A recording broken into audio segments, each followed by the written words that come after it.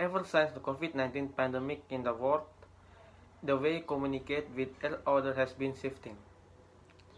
25-year-old Dina Ardinovianti has now visited her parents in Garut, West Java for several months now.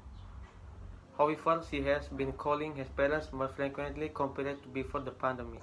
Dulu kan waktu aku masih bisa curi-curi waktu buat pulang, ya udahlah video call-nya paling 1 minggu tuh bisa 3 kali. Sekarang tuh kayak setiap ada waktu aku jadi video call sama keluarga aku karena ya udah nggak bisa pulang. With the pandemic showing no sign of rescinding the new feature, we are still likely to rely virtual meeting to interact with others. However, some limitations may keep us from regularly communicating with our loved ones, such as signal distributions.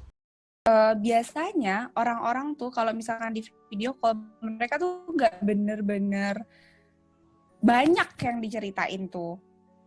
Karena kita juga harus gitu, kita tuh harus adjust waktu kita kan. Misalkan ya udahlah video call ya, ayo gitu kita video call. Tapi kadang-kadang mereka ada interupsi apa. Tapi kalau misalkan ketemu langsung, itu tuh mau nggak mau pasti ya kesannya tuh beda. Mau nggak mau apa yang lebih gimana ya, lebih anget aja gitu loh.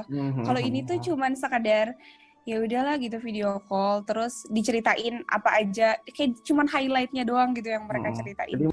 Psycholog Baby Jim Aditya is aware of the drawback virtual meeting. She explained there is no energy change during virtual interaction. Karena dalam pertemuan virtual memang emosi berupa ekspresi terlihat, tapi rasanya kurang gitu ya. Dan dalam komunikasi kan kita tahu bahwa komunikasi itu bukan hanya verbal atau kata-kata. Non-verbal communication. Hand gesture, face expression, tempo, intonation, articulation, and Virtual action. mungkin ada yang terdistorsi ya dari semua tiga itu. Mungkin karena jarak ya, karena mungkin jaringan tidak begitu sempurna sehingga ekspresi itu tidak seluruhnya tertangkap misalnya, atau gesture nggak seluruhnya kelihatan kan. Virtual interaction might cause people to feel more interaction, but Baby said it's not different from face-to-face interaction, where we can feel lonely despite being to middle of Kita crowd. kumpul-kumpul sama teman kita di warung kopi, ber-6, ber-8, ber-10, tapi masing-masing sibuk sama handphonenya masing-masing. Kita sibuk sama yang jauh, instead of sibuk sama yang deket kita. Mbok bertegur sapa, lu tadi gimana? Gimana kerjaan lu? Gimana ini itu? Enggak tuh. So, kenapa kita mesti ketemu secara fisik dong? Capek-capek, macet-macet ya, kalau menurut Mbak Baby. Dan actually, at the end kita merasa we are so lonely gitu, lonely in the crowd.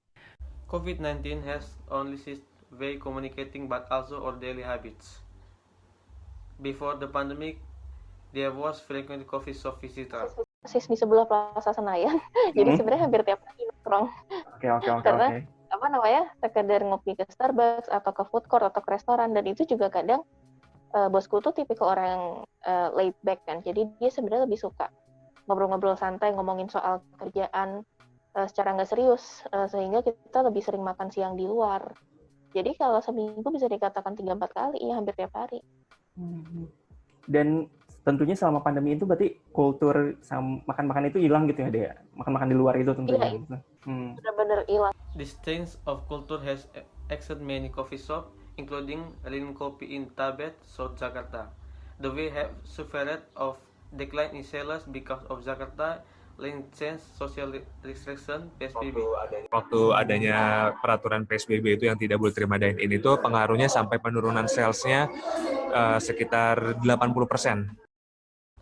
When Jakarta extended international PSBB has early June, customers start returning to Rin Kopi.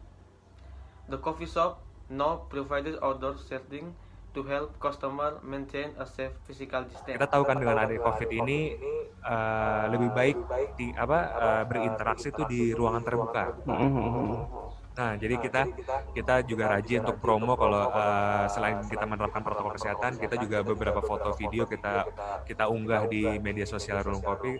Kalau ini loh beberapa spot di Rulung Kopi yang banyak sirkulasi udaranya, yang banyak ruangan terbukanya dan ruangannya spesies juga di indoor. Kita kasih lihat foto atau apa yang berjarak, jadi orang mudah-mudahan merasa nyaman, tidak takut untuk datang ke Rulung Kopi, dan kita mastiin orang yang di Rulung Kopi itu harus memakai masker, kita pengecekan suhu tubuh, sanitizer.